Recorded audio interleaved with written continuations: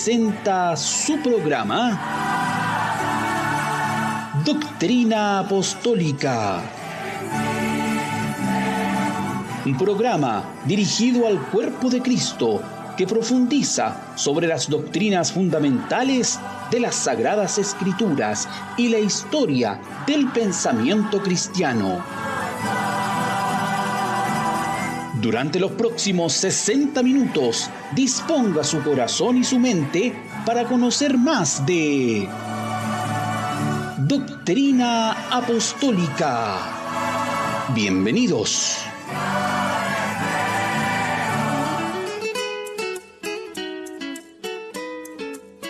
Hay una senda que el mundo no conoce. Amados hermanos y hermanas en Cristo, queremos invitarles a sintonizar su programa radial Doctrina Apostólica. De lunes a viernes, de 16 a 17 horas, por Radio Plenitud, 1380 de la amplitud modulada. Es una cordial invitación de su hermano Richard Riquelme González y la Congregación Pentecostal Reformada. Les esperamos. En Cristo tengo la salvación de mi alma. Cristo es la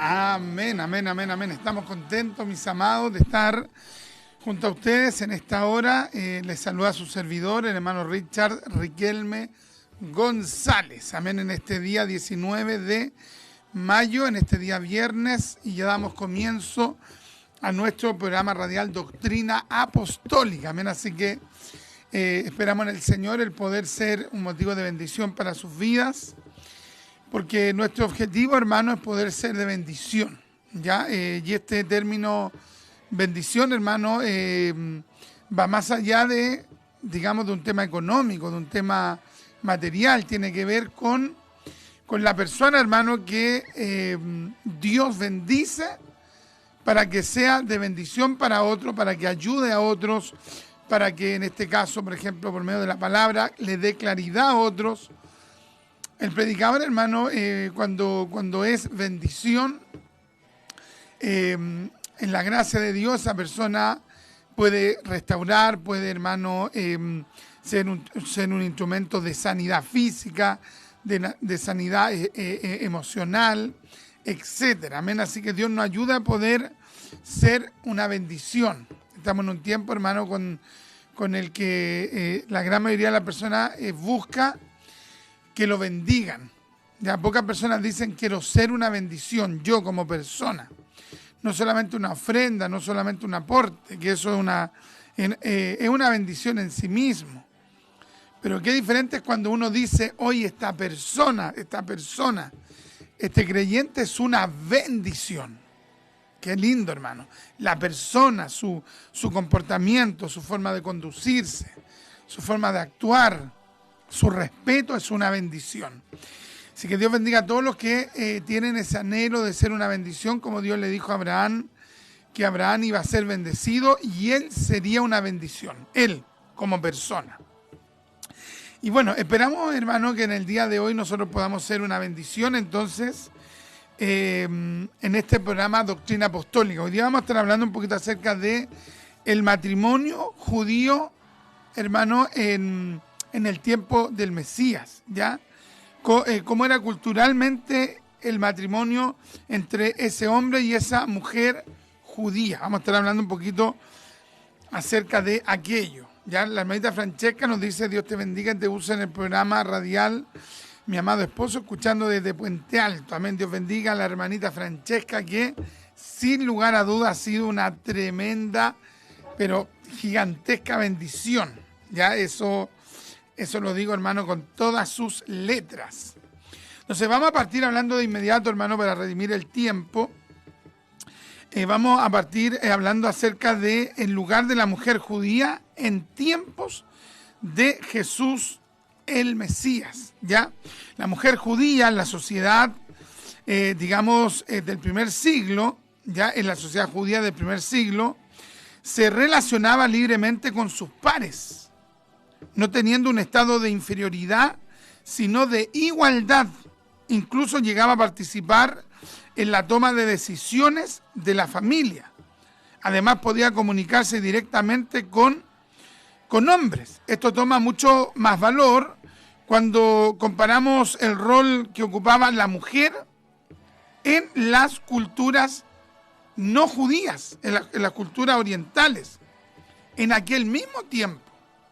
Estando estas últimas, las mujeres que estaban insertadas o que se desarrollaban en las culturas, paganas, esas mujeres, por ejemplo, estaban excluidas del trato social con los hombres. Ya, o sea, el lugar que ocupaba la mujer judía en la cultura judía era un lugar, pero realmente de honor, de prestigio.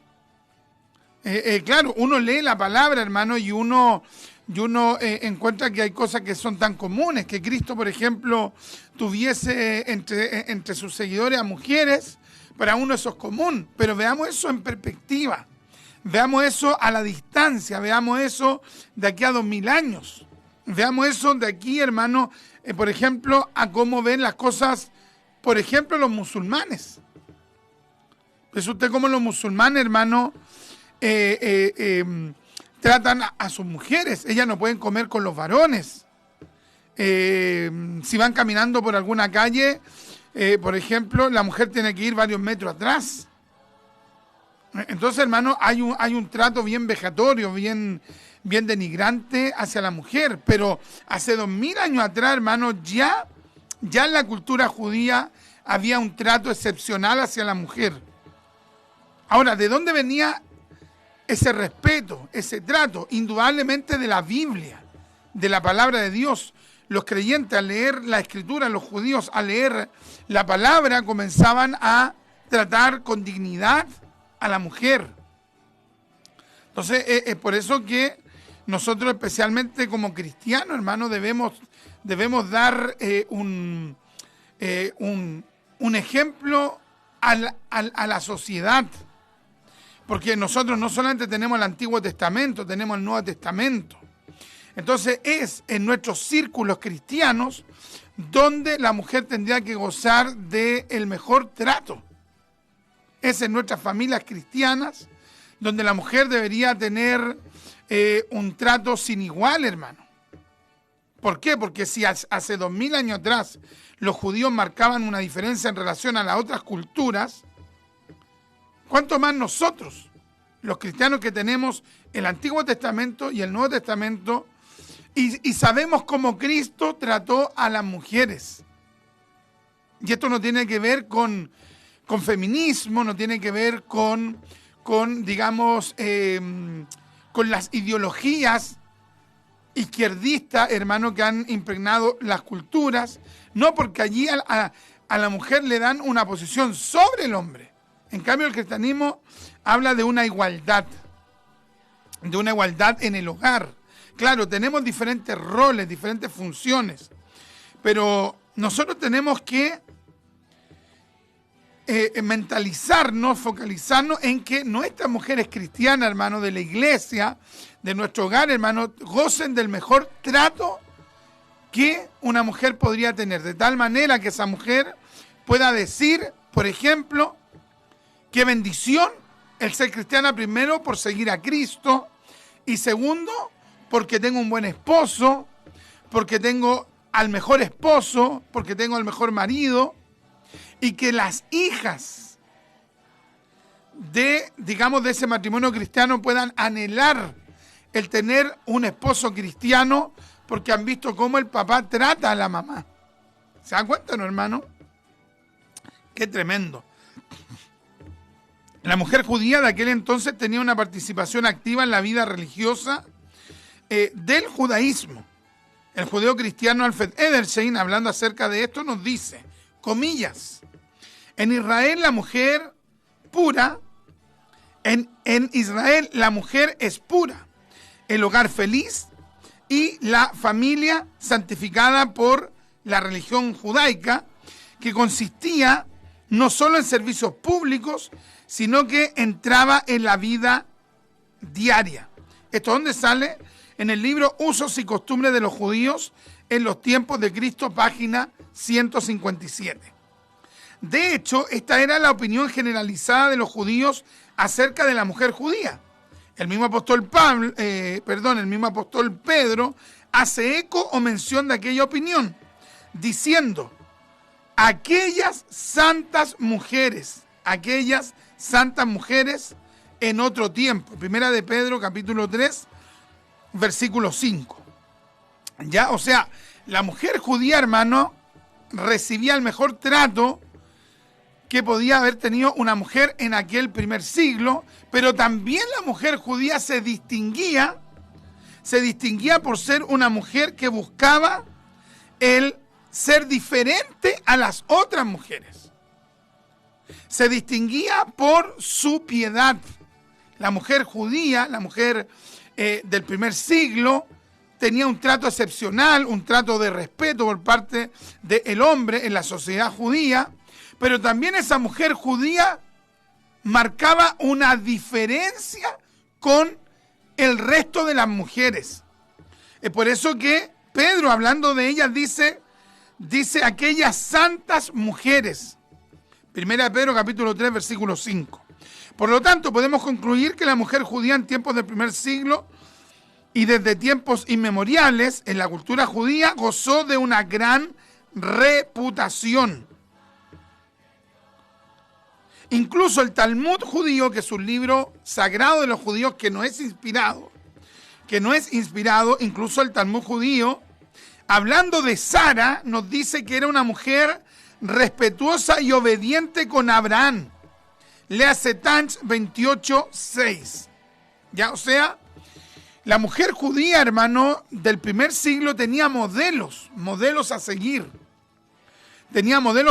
Por ejemplo, ellos calificaban a las esposas de los patriarcas, las calificaban como matriarcas, ¿ya? Y entre ellas estaba, por ejemplo, Sara, por ejemplo, Rebeca, por ejemplo, Raquel, y eran consideradas mujeres respetuosas y obedientes. Entonces, había, hermano, un ambiente, no idílico, pero sí ideal. Entonces, cuando en la familia, hermano, están estos estándares, cuando aplicamos la palabra en la cotidianidad, en el día a día, oye, esto trae, hermano, resultados tremendos.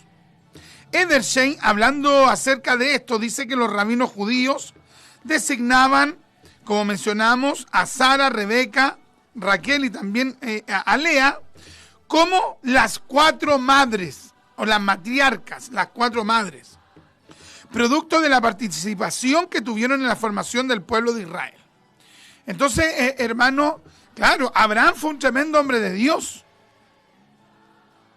Pero Abraham tuvo una mujer de Dios, sí, que tuvo debilidades, que tuvo errores, como también los tuvo Abraham, pero eran gente de fe. Eran gente que amaba a Dios. Sara. Tenemos el caso también de Isaac, un hombre de Dios, pero Isaac también tuvo su esposa, Rebeca, también una mujer temerosa de Dios. Tenemos el caso de Jacob, un hombre de Dios, pero también tuvo una esposa llamada Lea y una esposa llamada Raquel. Entonces, cada vez, hermano, que nosotros vemos a un hombre de Dios que Dios ha usado de manera extraordinaria a través de la historia, no debemos olvidar que sin lugar a dudas es muy posible que allí hubo una tremenda mujer de Dios que vio a ese hombre llorar, que vio a ese hombre muchas veces estar desanimado, pero allí estuvo ella, sosteniéndolo por voluntad del Espíritu Santo, animando a ese hombre de Dios. Entonces, en este caso, hermano, estos hombres de Dios tuvieron, hermano, mujeres excepcionales, con errores como los tuvieron esos hombres excepcionales.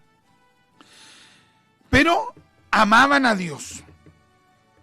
Ahora, meditemos, hermano, en el orden formal y legal que tenía que haber en una relación entre un hombre y una mujer en Israel. para finalmente casarse. No es como hoy día que una persona ve a una mujer, por ejemplo, un hombre ve a una mujer, los dos se miran, como que se miraron de una manera especial, se cruzaron las miradas y después al otro día se encontraron de nuevo, una sonrisa, hubo un preámbulo como de un coqueteo, después conversaron, después salieron. Eso no era tan así, hermano, en los tiempos bíblicos, ¿ya? Aquí tenemos otro saludo. Nuestro hermano Iván nos dice: muy buenas tardes, mi amado hermano Richard, saludos cariñosos para usted y para todos los hermanos que están en sintonía en este beneficioso programa radial Doctrina Apostólica. Que el Dios de paz se glorifique, amén, y le use poderosamente para la gloria de su nombre, Comuna de la Florida. Gracias, mi hermanito Iván. Dios bendiga a mi estimado hermano Iván. La hermanita Lee nos dice: buenas tardes, hermanos, bendiciones para todos. Gracias, hermanita Liz. Entonces, aquí había un orden formal y legal para establecer una relación. Lo primero que ocurría era el desposorio, ¿ya? Y este término desposorio viene del término desposar, y significa autorizar el matrimonio de los contrayentes. 2, contraer esponsales. Esto significa esponsales o mutua promesa de casarse que se hacían, y aceptaban tanto el varón como la mujer. Al hombre comprometido se le llamaba desposado y a la mujer se le llamaba desposada. ¿Se da cuenta? Había todo un preámbulo formal. Entonces, esto obviamente que le daba un peso a la relación. Esto obviamente que le daba una solemnidad a la relación. Claro, mirándolo a 2000 años, obviamente que la persona dice: oye, pero que formal, demasiado formal. Pero ese era el orden en Israel. Entonces estaba el desposorio, y el desposorio tenía como dos etapas, ¿ya? También, hermano, estaba el segundo paso, que era la preparación. Ya, aquí todo esto tiene que ver con una relación formal que buscaba que eventualmente ese hombre judío y esa mujer judía se casaran, ¿ya? O sea, esto implicaba una relación formal, legal, responsable. Aquí, digamos, en estas relaciones judías no había espacio como para probar. Voy a probar, voy a ver si me resulta. No. O sea, todo implicaba una solemnidad. 2, preparación. Al concretarse el trato, se pasaba a fijar el tiempo de la boda.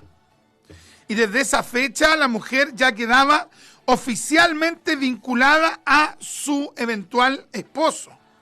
Por ende, debía guardarse hasta la fecha de la boda. Ya, dice, hasta aquel momento podían pasar semanas, incluso hasta meses. Este era un tiempo de preparación de la prometida, en la que debía prepararse y perfeccionarse en todo lo que le conllevaría a ser la dueña de casa. Las Escrituras nos dicen que cuando a María se le apareció el ángel Gabriel, esta María era virgen, Lucas capítulo 1, versículo 34. Y dice la Escritura: y estaba desposada con José, desposada. Como estábamos definiendo hace poquito, que era desposado, hermano, y desposada. Entonces, María se encontraba en ese estado.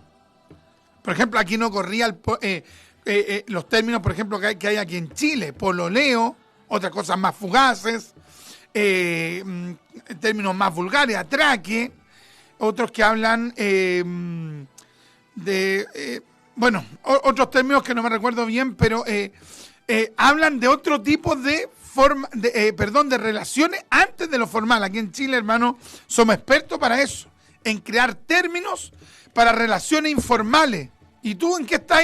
No estamos conociendo, pero ese estamos conociendo implica que ya la persona besó a la otra, se acostó, tuvieron relaciones íntimas. O sea, hermano, implica algo totalmente reservado para una relación formal dentro del matrimonio.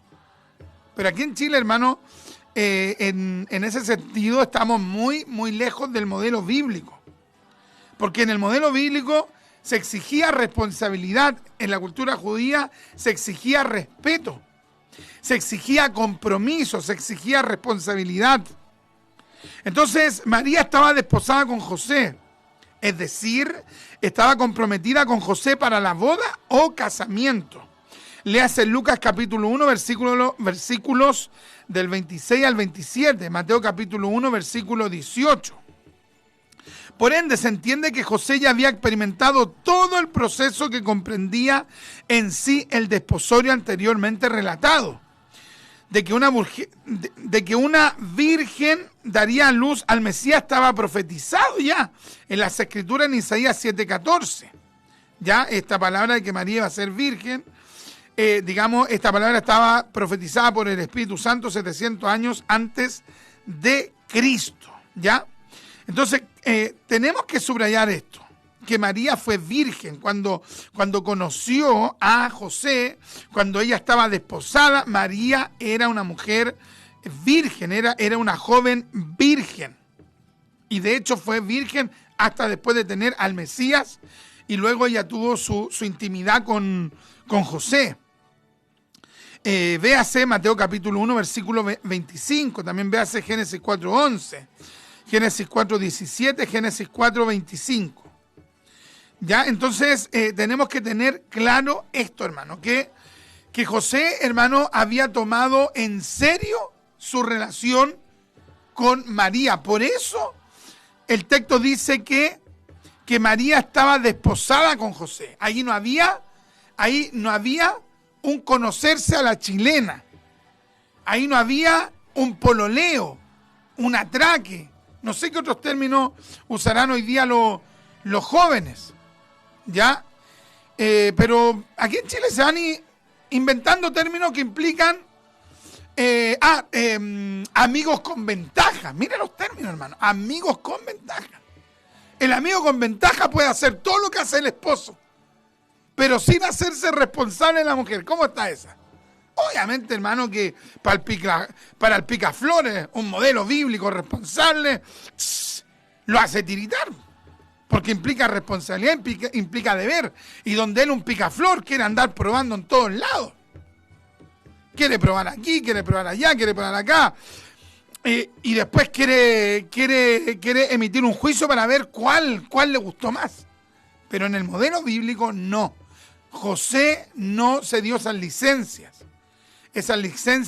libertinas, no, sino que José tomó en serio a María. Qué tremendo, hermano. Por eso, hermano, luego José con María tuvieron hijos. Ya, Mateo capítulo 12, versículo 47, Mateo 13, 55 al 56, Marcos capítulo 3, versículo 32, Marcos 6, 3, Lucas 8, 20, Juan 7 del 3 al 6, Hechos 1, 14, 1 Corintios 9, 5, Gálatas 1, 19. ¿Ya? Entonces, claramente que José y María tuvieron un matrimonio sólido, un matrimonio, hermano, bendecido con hijos y con hijas. ¿Por qué? Porque entre ellos dos se respetaron. Porque José respetó a María y María respetó a José. Entendieron que su relación era una relación formal. Entonces, lo primero, hermano, era, como hemos mencionado, el desposorio. Después venía la preparación para finalmente contraer el matrimonio. O la boda también se le puede llamar. Para esto se esperaban de 1 a 3 años para casarse. Ese día estaba cargado de formalidades y momentos emotivos. ¿Qué podemos decir con respecto a la edad? Más o menos desde cuando un hombre en la cultura judía podía pretender casarse. En palabras de Alfred Edersheim podemos decir, abre comillas, por lo general se esperaba que una mujer joven, en palabras de Alfred Edersheim, por lo general se esperaba que un hombre se casara con una mujer joven, por ejemplo, entre los 16 y los 17 años, ¿ya? Mientras que la edad de 20 años podía ser considerada como el límite máximo. a no ser que el estudio absorbiera a tal punto al hombre en cuanto a su atención que no le permitiera dedicarse al deber de la vida del casado. Ahí lo podía postergar un poco más. Estas palabras, hermano, también son dadas por el rabino judío Maimónides, ya un rabino judío del siglo XIII. Entonces, para el tiempo, hermano, del Señor Jesucristo, para el tiempo del primer siglo, culturalmente los hombres se casaban muy jóvenes, entre los 16 años, hermano, entre los 16 años y los 20 años, más o menos era la edad que se casaban, a no ser que la persona fuera un estudioso y debido a aquello postergara más el tiempo. ¿Ya? ¿Cuál era la edad legal? ¿Cuál era la edad legal, hermano? Que estos hombres pretendían el casarse, vuelvo a repetir, entre los 16 y los 20 años de edad. Entonces, ¿qué implica esto? Implica, hermano, de que el hombre tenía que madurar a temprana edad. Hoy día, hermano, a los 16, 17 años, hermano, la persona es sumamente irresponsable. Claro, porque algunos jóvenes dicen, ¡oh, qué rico! Hoy esta temática que está dando el hermano Richard, que está escuchando un familiar mío, ¡oh, me gustó porque qué rico, la luna de miel! ¡Oh, esto es lo que más anhelo! Claro, anhelan el tener su actividad, digamos, íntima, sexual, pero tienen la madurez. Entonces, aquí en la cultura judía, desde pequeño, iban modelando la mente de ese hombre para que ya desde los 16 años en adelante, donde podía casarse, ese joven judío tenía que tener una madurez emocional, una madurez mental. Hoy día ve usted a los jóvenes, hermano. De repente, hermano, el joven tiene 25 años y sabe que no hace nada, algunos ni siquiera estudian, menos van a trabajar. Entonces, el joven, hermano, que estaba pretendiendo casarse en la cultura judía, indudablemente, hermano, que ese joven tenía que tener una madurez porque sabía que si se casaba iba a ser responsable de esa persona. No era solamente la luna de miel, no era solamente tener intimidad, sino que sabía que desde ese día esa mujer pasaba a ser su responsabilidad.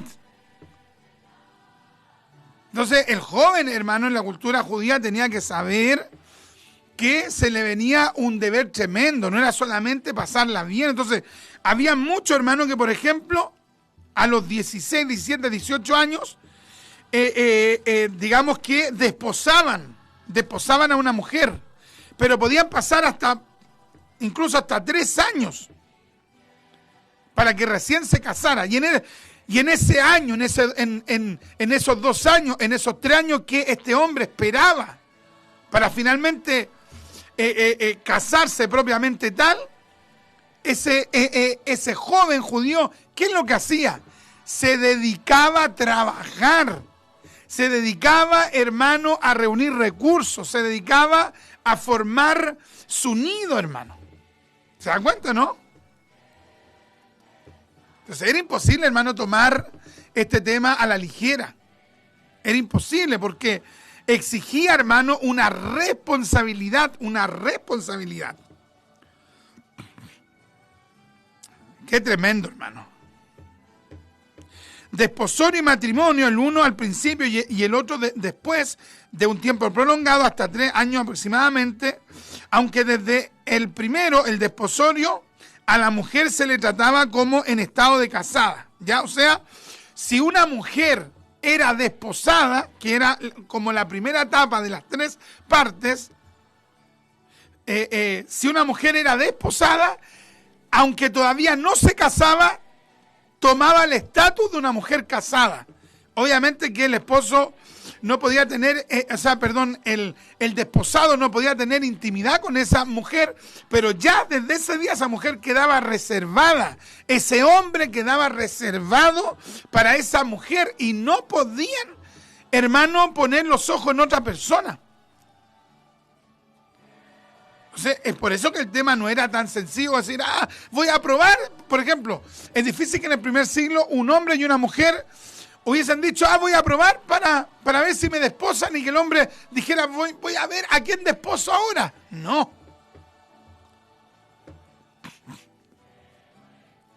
Los rabinos judíos advertían que había 4 motivos por los cuales un hombre se casaba. Número 1, la pasión. 2, la riqueza. 3, el honor. Y 4, que este era el motivo superior y el motivo esencial, se casaba para la gloria de Dios. Qué tremendo, hermano.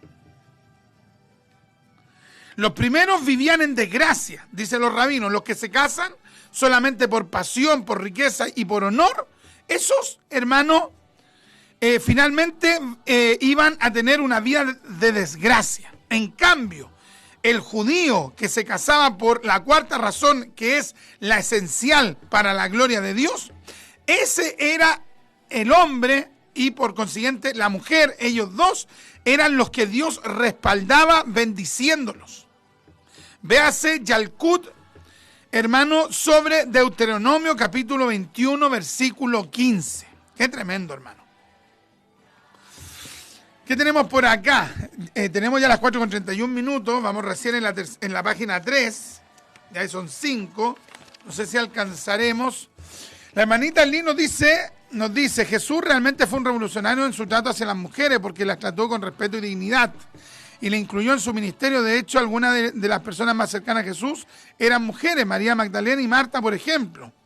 Y dice, además Jesús también defendió a las mujeres que eran marginadas por la sociedad de entonces, como la mujer adúltera y la mujer samaritana. Claro, le extendió misericordia. No sé cómo las feministas que hablan de Jesús mienten mencionando que las mujeres eran casi invisibles para él. ¡Oh, qué terrible! Realmente esas mujeres son un chiste. Impresionante. Si hay alguien que dignificó a la mujer fue precisamente el Mesías. Vamos a mencionar la explicación de la formalidad del desposorio. Vamos a explicar ahora, hermano, el punto, el punto que tiene que ver con el primer preámbulo antes del matrimonio en sí. Dice, cuando el hombre se dirigía a casa de sus posibles suegros, hoy día el cabro está pololeando, el joven está pololeando, está, comillas, andando con una niña y ya le dice a los papás de la niña, hola suegro. Qué risa, hermano, qué risa. No, aquí, hermano, para que alguien fuera, digamos, digno de usar el término suegro, o sea, tenía que cumplir toda esta formalidad. Cuando el hombre se dirigía a casa de sus posibles suegros a proponerle su deseo de casarse con su hija, iba con una gran suma de dinero que era llamada la dote. Había dotes que se pagaban con dinero, con propiedades, con joyas e incluso con servicio cuando no estaba el dinero, como por ejemplo lo que le sucedió a Jacob con Raquel y Lea. Génesis capítulo 18, versículo 4, 27 y 30. En algunas ocasiones parte de la dote iba para la novia. El valor de la dote eran los siguientes. 1. Por una doncella eran 200 denarios. 2. Por una viuda, 100 denarios. 3. Por una hija de sacerdote, 400 denarios. Eso era culturalmente. No es que estuviera establecido, esta suma en la ley. No. Pero culturalmente era así. Entonces, cuando un joven quería casarse en Israel, no le bastaba el amor. Ya es importante el amor en la base, el amor por la mujer, a eso voy yo. Sino que estoy hablando culturalmente, ya, culturalmente. De eso se trata esta temática, de hablar acerca del matrimonio judío en el primer siglo, en la cultura judía, ya como ocurrió en el tiempo del Mesías. Entonces la persona podía estar enamorada, pero tenía que llevar una dote, que era, hermano, los recursos que ese joven tenía para formalizar su relación, siempre y cuando el suegro lo aceptara. Porque ¿sabía usted que en las culturas antiguas y en la cultura judía, la opinión del papá valía y de la mamá también? Hoy día, hermano, dicen, no, es que a mí me gusta, no vaya ahí que vea a mi mamá y mi papá. Dicen la jovencita o dice el jovencito. Ahora, si el joven no tenía los recursos, ¿quién le daba los recursos? Su papá y su mamá le daban los recursos para que él llevara la dote. Entonces tenía que llevar la dote. B, tenía que llevar un contrato de esponsales llamado en hebreo Shitre Erusin, redactado por las autoridades y costeado por el futuro esposo. Ya, o sea, aparte de llevar la dote, tenía que llevar un contrato por escrito. Alaba. Tenía que llevar un contrato por escrito. Y ese contrato no le salía gratis a él, ni él lo podía redactar. No, era un contrato, hermano, que redactaban las autoridades, el escriba judío, y obviamente que ese contrato tenía que pagarlo el futuro esposo. Entonces, A llevaba la dote, B llevaba el contrato de esponsales, y C tenía que llevar un pellejo de vino. O sea, tenía que llevar estas tres cosas, hermano, para recién sentarse a ver si lo dejaban, hermano, desposar a la mujer que él amaba. ¿Cómo estamos? Más de alguno debe decir, menos mal, hermano Richard, menos mal que no estamos en ese tiempo, mucha formalidad, mucha exigencia, mucha responsabilidad, mucho compromiso. Pero vea cómo estamos ahora, hermano. Las relaciones casi todas en la informalidad. ¿Por qué cree usted que se dio el ADP, el Acuerdo de Vida en Pareja acá en Chile? ¿Por qué? Uno, porque también los homosexuales querían tomarse, digamos, de ese tipo de contrato para darle un marco legal a una relación, pero también porque hay personas que no quieren casarse, que no quieren sentirse tan vinculados. Entonces estamos lamentablemente en una informalidad tremenda. Y eso sin lugar a duda, hermano, que es un problema. Es por eso que los cristianos, hermano, tenemos que ir marcando la tónica de la diferencia. No podemos obligar a las personas a pensar como nosotros, no podemos obligar al mundano a pensar como nosotros, pero nosotros no podemos transar principios. Por ejemplo, el ser formales. Tal vez alguien me pregunte, Richard, pero yo tendría que tener una dote. No, porque no estamos en esa cultura. Pero sí, usted debería ser responsable con su relación, con la relación de noviazgo que usted va a establecer o que ya estableció. Ahora, si alguien ha fracasado en un noviazgo y prefirió no casarse, ya se entiende, pero que siempre esté la formalidad para que en algún momento usted se case, y no como no, yo prefiero no ponerme de novio, prefiero estar a la chilena, así como sea. No. Tenemos que buscar el ideal bíblico. Las personas que están como en un desorden de una relación tienen que tratar de arreglar eso. Porque eso va a influir en los hijos. Eso va a influir en los seres que usted ama. Y qué lindo, hermano, cuando hay un matrimonio que se ama, que se respeta. No podemos decir que haya un matrimonio perfecto al 100%, de que nunca discutan, no, porque son dos personas diferentes, con formaciones diferentes, pero allí en el amor de Cristo, si son cristianos, se respetan, van aunando criterios, van concordando, conciliando, y allí, hermanos, van llevando adelante ese matrimonio, y cuando se equivocan se piden perdón. Y allí se va avanzando, hermano. Qué tremendo, hermano. Qué hermosa temática que estamos compartiendo el día de hoy. Nuestra hermana Gloria nos dice: buenas tardes, mis estimados hermanos, bendiciones, gracias. Mi hermanita Gloria. La hermanita Francesca nos dice: realmente en ese tiempo era un gran compromiso casarse. Eran responsabilidades. Hoy es muy difícil ver eso en la juventud. Dios ayude a los jóvenes cristianos cuando quieran tomar esa decisión de casarse. Amén, amén. Dios los ayude, ya que es tan importante en sus vidas. Sí. Dios ayude a los jóvenes cristianos que se van a casar, que les gusta alguna niña, que se están enamorando, que lleven esto a la oración. La Biblia dice: no os unáis en yugo desigual con los incrédulos. Eso lo dice claramente la Escritura ahí que tenía el pasaje bíblico en 2 Corintios capítulo 6, versículo 14. Inicialmente el pretendiente hablaba con el padre y los hermanos de la pretendida. En el caso de ser aceptado, él con su eventual suegro se tomaban una copa de vino. Acto seguido llamaban a la futura novia a esa reunión, donde el padre le daba a conocer su aceptación del pretendiente, a lo que la mayoría de veces la hija contestaba que consentía la decisión de su padre, estando de acuerdo con ella también. En la situación en que la hija accediese al compromiso, ella con su prometido tomaban cada uno una copa de vino. Esto era de la siguiente forma: se servían 2 copas de vino para la novia y el novio en la celebración del desposorio. El vino simbolizaba la vida de cada uno de ellos, que se comprometían a darla por el otro. Al beber la copa, cada uno de ellos sabían el compromiso no solo legal, sino también espiritual y moral que estaban adquiriendo.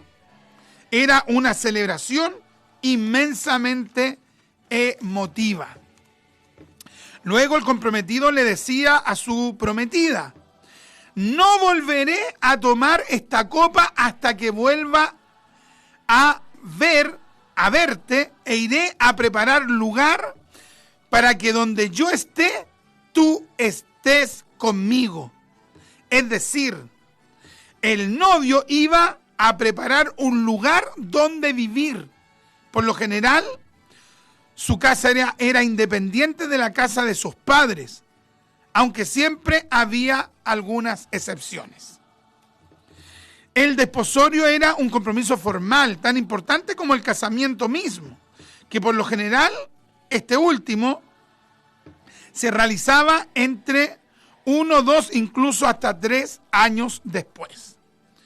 El desposorio era legalizado por medio de una escritura llamada escritura del desposorio.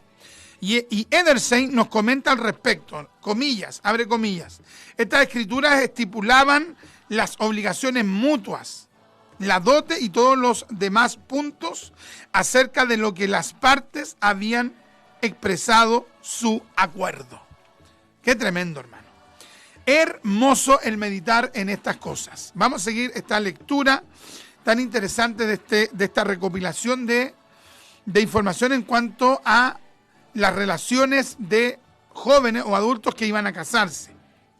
Explicación del día de la boda. Cuando la que se casaba era una doncella, por lo general se casaba un día miércoles por la tarde. En cambio, el de una viuda se celebraba un día jueves por la tarde. Las horas previas al matrimonio estaban cargadas de sucesos. El gran erudito Joaquín Jeremías, o Joachín Jeremías, lo describe en los siguientes términos. Abre comillas: a última hora de la tarde los invitados se entretenían en la casa de la novia. Después de horas de esperar al novio, cuya llegada era repetidamente anunciada por mensajeros, llegaba finalmente, media hora antes de la medianoche. Para encontrarse con la novia, iba acompañado de sus amigos. Iluminado por las llamas de las candelas, era recibido por los invitados que habían venido a encontrarse con él. La comitiva de la boda se desplazaba entonces, de nuevo en medio de muchas luminarias, en una procesión festiva hasta la casa del padre del novio, donde tenía lugar la ceremonia del matrimonio y el agasajo. Cierre de comillas. Profundizando en esto, Edersheim dice, comillas: en Judea había en toda boda 2 amigos del novio, antes del matrimonio, actuaban como intermediarios entre la pareja. En la boda ellos ofrecían regalos, asistían a los novios y los atendían en la habitación nupcial, siendo también los garantes de la virginidad de la novia. Cierre de comillas. Además, dice, con una bendición precedida por una breve fórmula con la que la novia era entregada a su marido, las festividades de la boda comenzaban. Después la pareja era conducida a la habitación nupcial, cheder, y al lecho nupcial, chupá. La novia iba ya con su cabello descubierto, cierre de comillas. El uso del velo fue suprimido por un tiempo entre los judíos luego de la destrucción del templo. La celebración del matrimonio se prolongaba a 1 semana.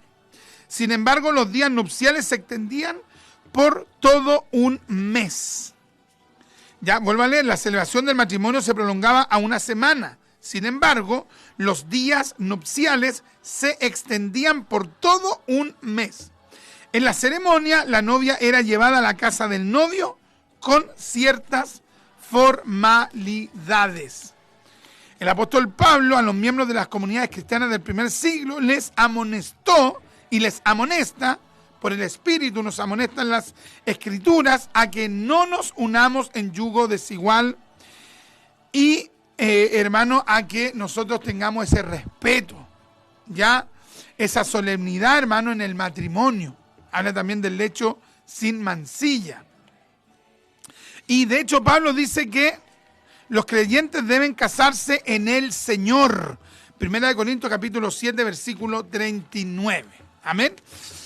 Así que, mis amados, hemos terminado esta lectura, hermano, de este relato, hermano, o de este, ¿cómo llamarlo?, de esta condensación de información acerca del matrimonio y la relación de los potenciales matrimonios en la cultura judía del primer siglo. ¿Ya? Y básicamente, hermano, hemos tomado esta temática, hermano, con la finalidad de que nosotros, hermano, en primer término, que respetemos a la mujer cristiana, ¿ya? Que nos esforcemos a ser mejores esposos, mejores padres con nuestras hijas, más respetuosos con las hermanas de la iglesia, ¿ya? Y también, hermano, que nosotros le podamos dar, digamos que, un lugar especial a la mujer dentro de nuestras familias, ¿ya? Son una tremenda bendición, hermano, las mujeres de Dios que Dios ha puesto alrededor o al lado nuestro. Han sido una tremenda bendición, por lo menos para mí, hermano, mi esposa ha sido una tremenda bendición, ¿ya? Y eso, hermano, comienza a darse cuando hay un respeto el uno al otro y cuando como cristianos tratamos de practicar la palabra de Dios. Cuando hay un matrimonio, hermano, que se respeta el uno al otro de manera recíproca, eso va a repercutir en los hijos.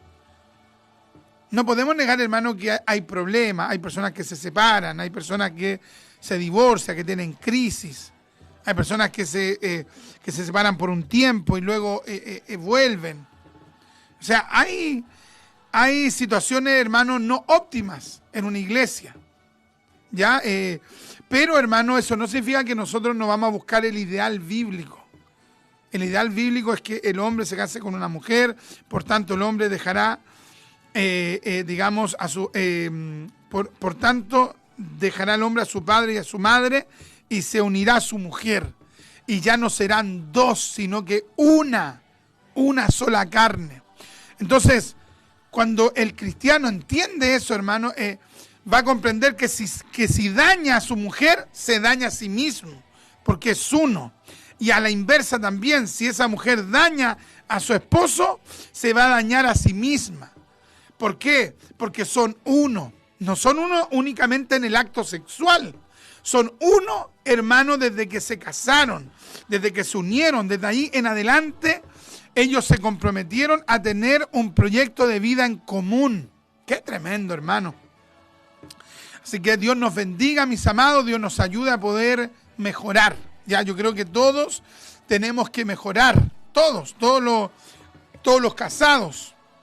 O esos picaflores, también esos picaflores tienen que cambiar, porque hay picaflores, hay picaflores también en la iglesia, ¿ya? Picaflores en los cultos que han andado con una hermana, con dos hermanas, con tres hermanas. No, ese hermanito tiene que respetar primero a Dios, segundo la palabra de Dios, y tercero, hermano, la iglesia. Y por último, hermano, a los padres y a la niña que eventualmente él siente algo hacia esa persona. ¿Ya? Esa persona tiene que reflexionar, tiene que decir, no, yo no puedo actuar de manera, digamos, como un mundano. No, voy a orar, voy a buscar del Señor, voy a consagrarme, voy a pedir una palabra por fe y voy a pedirle al Señor que en su bondad el Señor me muestre con quién debería yo casarme. ¿Cuántos matrimonios fracasados, hermano? ¿Ya? ¿Por qué? Porque no hubo una búsqueda de Dios. El joven no buscó a Dios. La niña no buscó a Dios. No buscaron al Señor. Se dejaron llevar por la pasión nomás. Y hoy día están sufriendo. Ya hay personas que están teniendo matrimonio realmente como que es un desastre. Y yo no lo digo, hermano, para juzgar, no. Me duele eso. Dios ayude a aquellos matrimonios que están en crisis, que el Señor los ayude. Y Dios bendiga a los matrimonios que, a pesar que no son perfectos, porque nadie es perfecto, pero se aman, se respetan, se quieren, se perdonan, oran el uno por el otro. Qué lindo cuando los matrimonios oran. Así que Dios nos bendiga, mis amados. Ha sido un tiempo de tremenda bendición este tiempo que hemos compartido, y vamos a ir a la oración.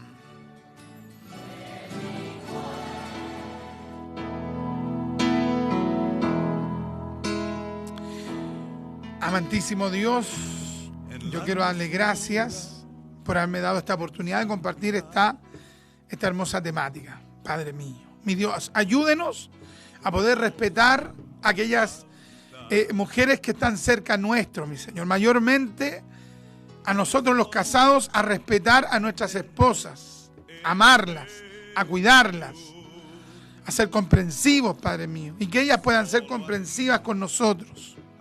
También, Padre mío, oro por aquellos jóvenes que están solteros, o por aquellos jóvenes adultos o adultos que están solteros, Padre mío, que anhelan el establecer una relación. Ayúdelos, ábranle puertas de bendición, Padre mío, que ellos puedan conocer a la mujer que usted les ha reservado para ellos. Permita, Padre mío, que tanto hombres como mujeres cristianas podamos respetar el uno al otro, que los jóvenes cristianos puedan respetarse recíprocamente en sus noviazgos, que los jóvenes cristianos puedan respetarse recíprocamente en sus noviazgos y más aún en sus matrimonios. También perdona a aquellos que no lo han hecho bien, que han errado, que han fallado. Ayúdelos, mi Dios, perdóneles y denles la oportunidad de restaurar aquello que no han hecho bien, por misericordia. Ayúdenos, perdónenos por todas aquellas veces que hemos errado, que hemos fallado, que no hemos actuado como las Escrituras esperan de nosotros, o como las Escrituras nos ordenan a nosotros que actuemos, o como las Escrituras esperan que nosotros como hijos del Señor nos comportemos, porque esa palabra fue inspirada por Dios. Señor, ayúdenos a honrar nuestros matrimonios, a honrar a nuestra esposa, y que la esposa honre a su esposo. En el nombre de Jesús le pido todo esto, mi Dios. Amén y amén. De tu santidad, tu nombre siempre alabaré. Amén, amén, amén, amén. El tiempo se nos fue rápidamente. Que Dios me los bendiga enormemente, mis amados. Dios les bendiga, Dios bendiga a todos los matrimonios cristianos, a ellos también, Dios bendiga también a aquellos que están viudos, separados, que están solitos ahí, que se tomen de la compañía del Señor y pidan al Señor que llene esa parte en sus corazones. La hermanita Miriam Parra nos dice: Dios le bendiga grandemente, hermano Richard, bendiciones para toda su familia. Gracias, mi hermana Miriam. Luego nos dice: le invito a una vigilia que tendremos en el Teatro Palermo, empieza a las 11, bendiciones. Dios bendiga a la hermanita Miriam, y al parecer está en la vigilia del pastor Juan Cornejo. Ahí no nos pone ella, pero me imagino que la vigilia de ellos, que Dios les bendiga enormemente en esa actividad que tendrán.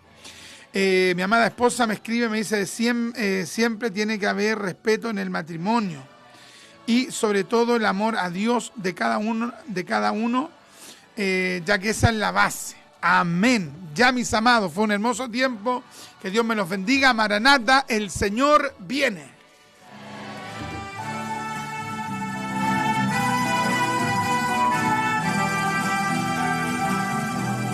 La Congregación Pentecostal Reformada, dirigida por nuestro hermano Richard Riquelme González, ha tenido el agrado de presentar su programa radial, Doctrina Apostólica. Esperando que este espacio haya sido del agrado de nuestro Dios Todopoderoso y de edificación para el amado cuerpo de Cristo. Nos volveremos a encontrar en una próxima oportunidad para aprender más sobre Doctrina Apostólica. También les invitamos a seguirnos por Facebook como Congregación Pentecostal Reformada. Dios les bendiga.